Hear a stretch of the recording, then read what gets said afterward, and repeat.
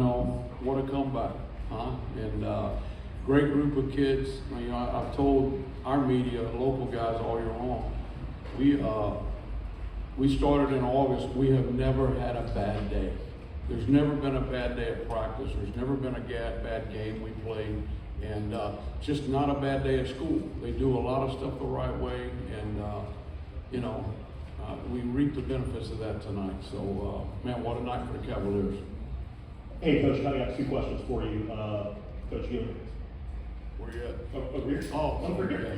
Hey, Coach, first of all, ask you, first, congratulations. And then B, is this the greatest game you coached? And on top of that, after the first quarter where St. Charles stopped y'all offensively and had a few mistakes, how are y'all able to adjust in quarters 2 through 4? First, we won this championship in 2020 at Northwestern, and I always told people, I really don't think it matters where you play. It's just winning the championship, but this is different. I'm gonna tell you, whoever says that, they're wrong, because this is different. Our kids, we can score the football. We have all year long, and the kids have confidence that we can score, and we didn't do anything different. Same plays we ran in the first half. I think they got a little tired.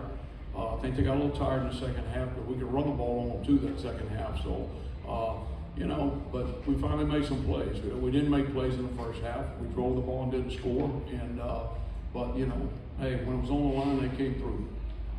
Question. My question is for James Simon, man. I'm pretty sure you know this, but your dad was the Class 1A most outstanding player, scored 3 touchdowns in 1996. Now you're the most outstanding player in the state championship game, scoring 3 touchdowns. How did it feel to follow his footsteps? Me and him always have our talks about running back stuff and, better, and I always try to be the better one. I try to say I'm better than him. But he could say whatever he wants about this, since he might have had a little bit more stats than me in this. But it's at the same thing, at the same level now. So I feel like I'm getting close to him. It won't be over by the time I get to the next level. I don't know what we're doing. Coach, and to all of you guys, first of all, congratulations on an incredible comeback tonight. At 28-13, what were you telling your team down 15 points against that team that has been known to close teams out? What was the message to your team at the time you were down 15 points? Well, we told them all week long we had to keep the game in the 20s. They're good on defense, and if we got it up in the 30s, I thought we'd have a hard time to win. But again, we've got some very, very good offensive players, and they gave us a chance going for it on 4th down, and a short field, and great plays by the quarterback. Question. I have a question for Abram. Abram, on those last 2 touchdown drives, what did you see in the St. Charles defense that made you throw those touchdown passes and move the ball down the field efficiently? Honestly, they're doing the same thing since the beginning of the game. I just trusted my guys that they were going to get open with the best skill position core in the state. My O-line gave me 4 seconds every time, and so I just trusted our team to win to get that game. Question. Coach, talk about your team's perseverance, especially in the 4th quarter with your comeback. What's that? I'm sorry. The perseverance of your football team with their comeback in the 4th quarter. Well, again, if one thing these guys are, they are. The phone's going off. Got 87 text messages. Anyway, one thing they have, they're very confident, and sometimes I think they're too confident. But again, we needed a chance, and we got the first score, and I felt good. We weren't going to try to set it up for a field goal. We were going for a touchdown. Because they were good. They already blocked the extra point, so it was score or get beat, for us. And but again, great players make big plays at the end of the game, and I'm fired up. All 3 of these guys are juniors, so they all coming back next year with a bunch of other guys. So we are excited about that. For Coach and Abram in particular, and this may play into what you said earlier about them getting a little tired, Coach. It seemed like on those last 2 drives, Abram, you had better protection. They didn't get to you as quickly. You had some heat earlier in the game that didn't seem to be there at the end. Would that be accurate? And you want to talk about the offensive line, give you that time? All I had to do in the game was just trust the O-line. I knew that they were going to hold up sometimes in the game. In the first half, they had an outstanding game. I put them in bad situations sometimes, but they blocked amazing on the last 2 drives.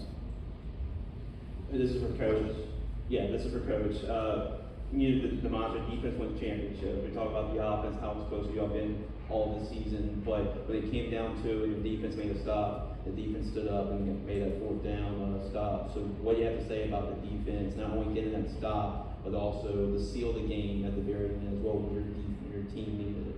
Yeah, it was huge. You know, our coaches gripe at me on the defensive guys. They say all you care about is the offense, you know, because that's what I like. But you know, we made big plays the last 3 weeks. You know, we got a big pick last week against Newman to end the game where they were trying to tie it up. We got 2 big picks against Parkview on defense, and they played well all year long, and they just get overshadowed. And but hey, I think they've given up, you know, 150 points all year long. And we played some good football teams early in the year. And so, you know, hats off to them. Those guys did a great job. Coach, in the past, I've talked to you at the end of the season, you felt like some of your district games, your guys ran out of gas, and here in this championship game in the Dome, your guys being in condition to make plays in the 4th quarter is the difference. Could you talk about, you know, learning from past years and being able to get you guys to play hard to the last whistle? Yeah, you know, our season is really 3 pieces. We play very, very tough early in the year. And then we have a stretch where just because of who we play, you know, we don't get a whole lot of reps in the game.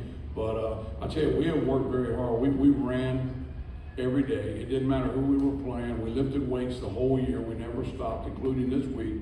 And, you know, we worked very hard. Our goal at our place is to, when we start August 1, we're game ready, conditioning-wise. And we do that during the summer. So, you know, and they buy into the process. And so I think you saw tonight, you know, I really believe the 4th quarter, I know they were tired and the rush wasn't as good, the coverage wasn't as good, and, you know, we made the plays at that point. This one for Abram. You get the ball with 44 seconds left. You lead your team on the game-winning drive. On the touchdown pass, you look left and come back right. Is what's going through your head in that moment? Was that kind of part of the plan to maybe look off a defender or just kind of develop that way? Yes, sir. Looking off the safety, trying to bait him to the left, come back to my guy, KT, on the bender, and he beat his man, and that's all she wrote. For James, who's the best athlete in the Simon family? You're talking right to him. I don't like to be the cocky guy. I don't like to be one to talk about awards and all the stuff that you learn, but I definitely very excited and happy about the situation. Moment that we just accomplished. Coach, I know you have a lot of juniors up here and a lot of juniors on this team, but can you talk about the contribution the seniors of this team were able to give? I know 2020 state champions and now being able to round out their career with state champions as well. Yeah, you know, it's a great senior class, and we're losing 3 very good receivers and some good offensive linemen. You know, Hermes and Jimmy Wright both played in that 2020 state championship game as a freshman. So we have got a lot of mileage out of those guys. And, you know, again, it's a great class. They've been with us for a long time. And, you know, they work very hard. And so, you know, it's hard work pays off, and they reap the benefit. Coach, to your left, can you sort of describe the rebirth in your coaching career? I know the process hasn't changed for you from Houghton to Calvary, but you've had obviously more of an opportunity to end the season like this. Just what does this mean to you, you know, as you're getting toward the end of your coaching career, to just have the success you've had at Calvary?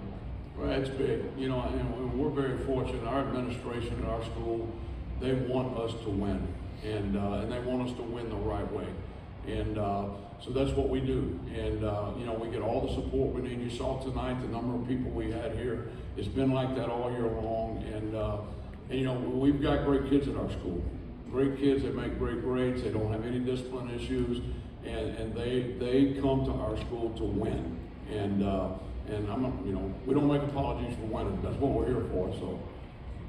Julius, you were on the field for the 4th and 1 play, right? Yes, sir. What did you guys say out on the field? How intense was that moment? And what was the reaction when they finally gave you the ball back? Well, honestly, I thought they were going to punt it.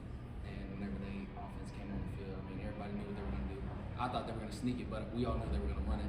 So, all my linebackers, even Coach Cole, we all just, defensive line, we all just went down there and made a play. And then sweating out to the measurement? That was very nerve-wracking, but I kind of knew we stopped them. And I knew whenever the offense got the ball, we were going to win. And then the replay? That replay, I felt it wasn't necessary. I knew that it was down, but I told you, they're not lacking confidence. Coach Abram, my question to you is, y'all was down early, the 20-yard punt, all of a sudden, St. Charles has it, red zone, they miss the field goal. Do you think that was a lining right there and an opening for y'all to come back? Yeah, again, we were just looking for a chance. And, they were going to be 2 scores up either way. I mean, I think the field goal, they still would have been 2 scores up. So that didn't, that wasn't really, I told our guys, don't rough the kicker. If they make it, they just make it. We're going to need 2 scores anyway. So that wasn't a big deal. So, but again, it gave us a little momentum. To these guys, they don't realize they're 2 scores up either way, I don't think. They just saw them as field goals. So, but, again, any points you get off the board are big. And I think it did give us some momentum there to get going. Question. This one for James. You shared that moment with your dad and brother there at the end, as a brother in tears. How special was that to celebrate this championship with your family on the Superdome turf? It was a great experience, of course. Starting off with my dad, him telling me that the same thing he did here when he was here, 3 touchdowns and outstanding player award. I mean, it was definitely surreal with him. And then my big brother, him being a senior, this will be my last game in high school with him. And not sure we're gonna go to the same college. It's definitely, just a moment that I'm definitely gonna keep my head forever. Final question.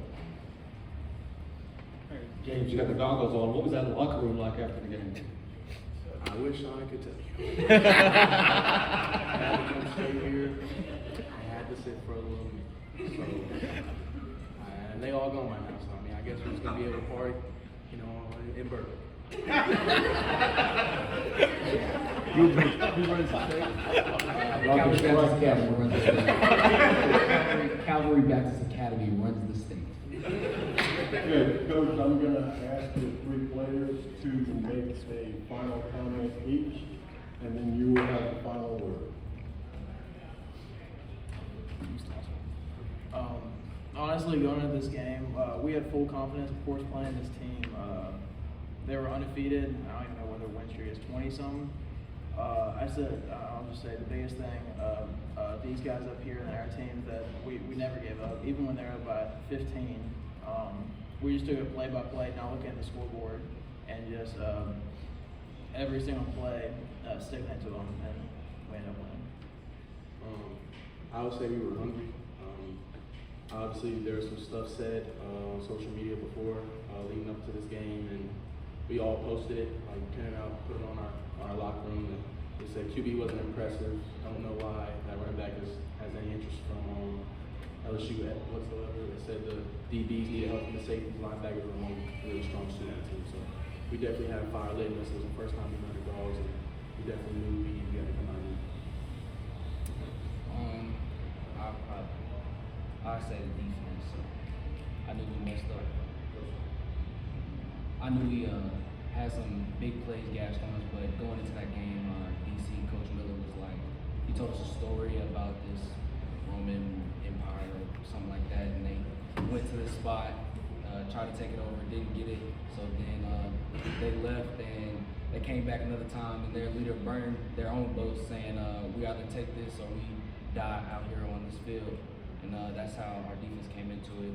We knew that we messed up, but if we got the ball in our offensive hand and we gave it out all out there on the field, we're gonna come back and win.